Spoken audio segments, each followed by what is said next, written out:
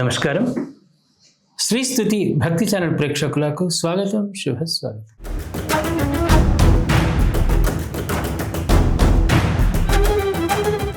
మన సనాతన ధర్మాన్ని ఒక మతంగా మాత్రమే చూస్తే మనం దాని అసలు అర్థాన్ని కోల్పోయినట్టే. ఇది ఒక జీవన విధానం, ఒక పెద్ద కల్పవృక్షం లాంటిది. వేల ఏళ్లుగా ఎన్ని తుఫానులు వచ్చినా, ఎన్ని పరాయి దాడులు జరిగినా ఈ వృక్షం ఇప్పటికీ సజీవంగా ఉంది, మనందరికీ నీడనిస్తుంది. కారణం ఏంటో తెలుసా?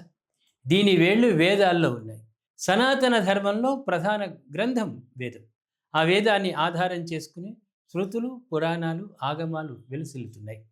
మూల జాతిలో ఉన్న వైవిధ్యాన్ని అనుసరించి వివిధ అధికార భేదాలను బట్టి విభిన్న సాంప్రదాయాలు, ఆలోచన ధోరణులు హిందూ మతంలో విస్తృతమైన వాటన్నిటిలోనూ ఏకసూత్రత, సామరస్యం, సమన్వయం సహజంగా ఉన్నాయి. కారణం వైదిక జ్ఞానధార, ద్వైత, విశిష్టద్వైత, అద్వైత ఈ మూడు సిద్ధాంతాలు వేద ప్రాతిపదికన ఏర్పడ్డాయి. మూడింటిలోనూ మౌలిక శైవ వైష్ణవాది భేదాలున్న వీటన్నిటికీ అస్తిక్తత, ధర్మం, భక్తి అనే అంశాల్లో భేదం లేదు. ఈ సామరస్య సూత్రాన్ని మరవకుండా విభిన్న సాంప్రదాయాల వారు వారి వారి పద్ధతులను వారి వారి పరంపరలో వారికి ఇబ్బంది లేకుండా అందించారు. అన్నీ ఒకే సనాతన ధర్మానికి చెందినవి అనే భావం ప్రతి ఒక్కరిలో బలంగా ఉండేది. దానితో పరస్పరం గౌరవం నెలకొని హిందూ ధర్మంలో సమైక్య భావం పటిష్టమవుతుంది. నిజానికి ద్వైతాది సిద్ధాంత భేదాలు చాలా లోతైనవి. ఎవరి సిద్ధాంతంపై వారు ధర్మపదం, స్వాభిమానం సహజం. అవి సామరస్యతకు, సాధకులకు అవరోధం కావు. కేవలం కొద్దిమంది పండితుల చర్చలకే తప్ప మరో ప్రయోజనం లేదు. అన్ని హైందవ సాంప్రదాయాల్లోనూ మహాత్ములు ఉద్భవించారు. వారి హైందవ జాతిని సంఘటితపరచడంలోనూ, ధర్మపదం కల్పించడంలోనూ కృతకృత్యులయ్యారు. నిర్మాణపరంగా వారి పరంపర వారిచే పూజ్య భావాన్ని, భక్తి ప్రపత్తులను అందుకుంటున్నారు. నేడు హైందవేతర విధర్మీయులకు, కువిమర్శలకు, కుట్రలకు గట్టిగా సమాధానం బలంగా చాటి చెప్పాలి.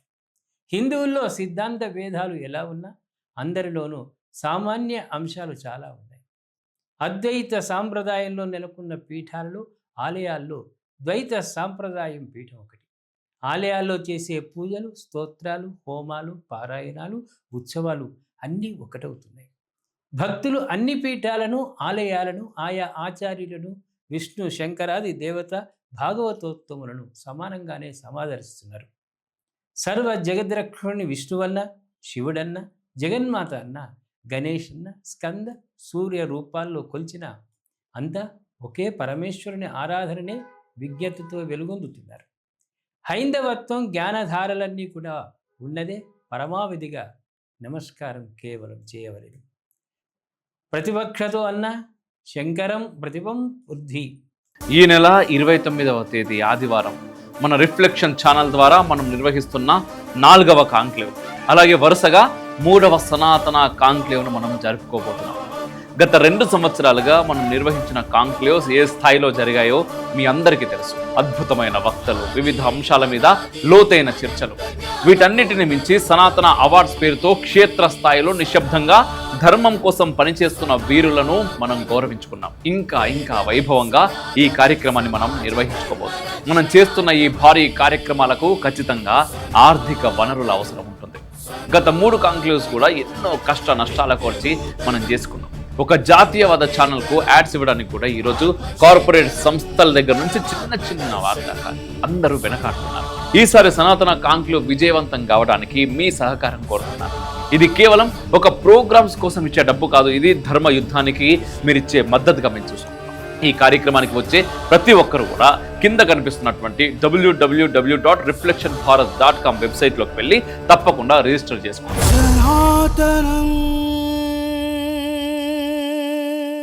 ఈ వీడియో మీకు నచ్చినట్లయితే లైక్ చేయండి, షేర్ చేయండి, కామెంట్ రూపంలో మీ అభిప్రాయాలు తెలియజేయండి. ఇలాంటి మరిన్ని వీడియోల కోసం శ్రీ స్తుతి టీవీని సబ్స్క్రైబ్ చేయండి, పక్కనున్న గంటను కొట్టండి.